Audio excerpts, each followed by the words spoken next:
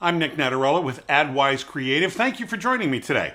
So, big question I get very often is, what is a good video editing software for beginners?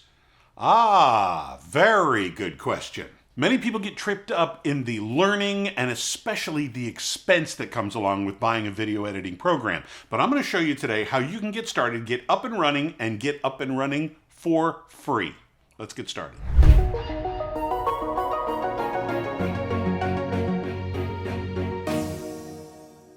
So when we're done with this video, you're going to be able to get up and running with your video editing for free. You'll be able to even expand your talents and get better as you grow. And you will still be able to cover all this bigger stuff for free. So let's get at it. First of all, the most common place where you're probably going to find any kind of video editing software is on your phone. Start there. It is a very simple interface. You're probably starting to shoot with your phone if you need to. That would be a great place to begin filming your videos, just to get over the hump. But then also the built-in software that's already there for video editing on your phone is going to give you a great foundation, a great exposure to the overall arching process of video editing. There are a bunch of things that have really been simplified so the app is effective on your phone. Plus, being on your phone, if you get into full-blown software, it's really going to be like so tiny that you're not even going to be able to use it. You want to talk about fat fingers? Forget that. Fat fingers aren't even going to be the issue. The issue is going to be having 6,248 buttons this close together. You try to pick something. So the cool thing about it is it's all been simplified. You've seen all the filters that would come with any type of video editing software that's already on your phone. A lot of that is what you're going to do in color correction. And of course, color correction in, say, a Hollywood standard is going to have a million buttons and dials and nuances, but here it is achieved with a simple tap on your phone. I would strongly suggest you start with on your phone, especially if you're already shooting the videos on your phone. If not, I would encourage you to just go out and shoot a couple of videos just for the sake of practicing with the editing software on your phone. You got the very basics already on there, the fades, the crossfades, they probably even have a library of their own music and maybe even some little graphics or something like that. You know, when you're watching a video and down at the bottom it'll say something like Nick Natarella, AdWise Creative.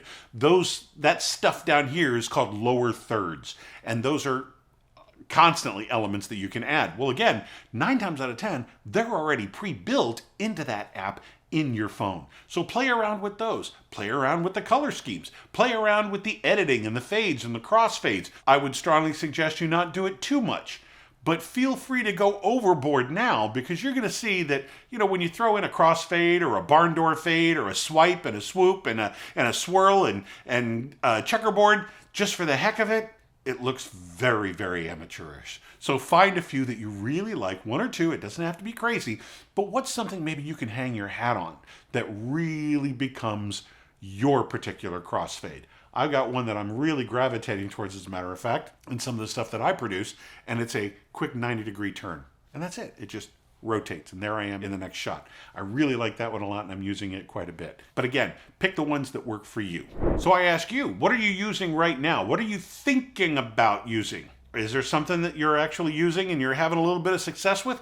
Drop a comment down below. Let's see if we can come up with some brand names that might help some other folks out. You've got your experience, I've got my experience. When we get it all together, it's going to make everybody a heck of a lot more experienced. All right? That's what we're here for, to help each other. So just drop your comment down below. Now, if you're going to upgrade from your phone to your computer, there is one particular piece of software that I really personally enjoy, and that is DaVinci Resolve by Blackmagic Design. It is a Hollywood level, Hollywood caliber editing program. In fact, there are a lot of movies that you've seen that have at least some scenes, if not the entire film, already produced and edited in DaVinci Resolve. Yes, it is that powerful. And there's a version you can get for free. It's almost that powerful. They gotta hold something back. But for what you're going to be doing and what you'll be producing, you really don't need the paid version. But quite frankly, the paid version is only a one-time fee of $295 as of this recording.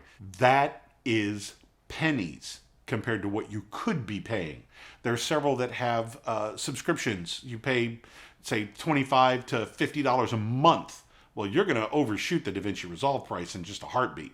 The way DaVinci really makes a lot of money is in their consoles, so don't even think about that. You really don't need to go there.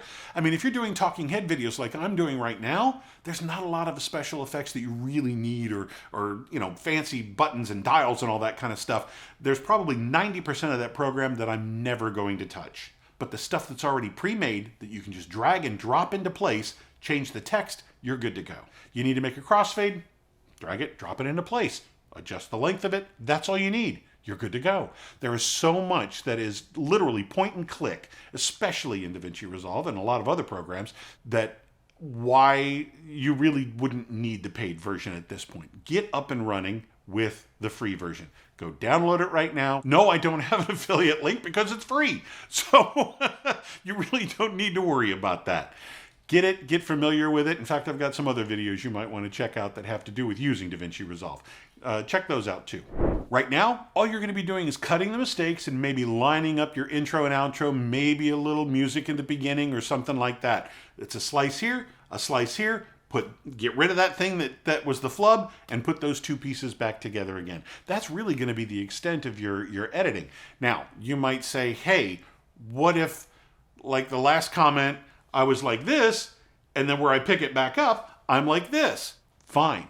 That's called a jump cut. And it actually works to your advantage. It works to your favor when it comes to producing a video like this. A little jump cut every once in a while kind of jolts the viewer's attention, and it draws them back in. Their eyes, at least subconsciously, they see that little jump and they go, wait a minute, what was that? Again, maybe not consciously, but at least subconsciously, and it kind of jogs them back into watching.